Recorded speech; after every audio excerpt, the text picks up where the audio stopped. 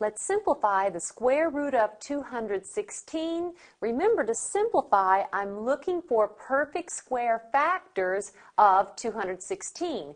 If you have trouble finding that for something as large as 216, you might want to try the process of dividing primes into that number.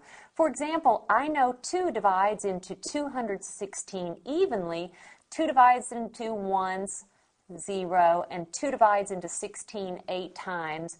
And you can continue this process.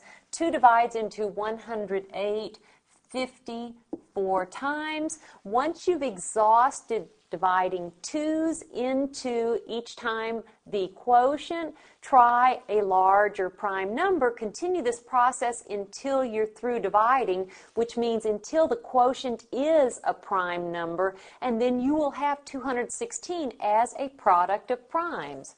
If you do this, you'll find that 216 is 2 times 2 times 2 times 3 times 3 times 3. Do you have to use this method? Absolutely not. It's just if you're wondering, are there any perfect square factors in 216?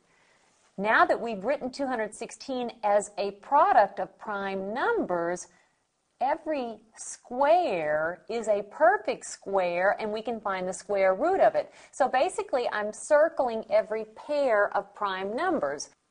The square root of 4 is 2. And then we have the square root of 9, that is 3. And then I have left 2 times 3. So what do we have? 2 times 3 is 6, square root of 6. Notice there are no other perfect square factors of 6 other than 1 or negative 1. So I've simplified.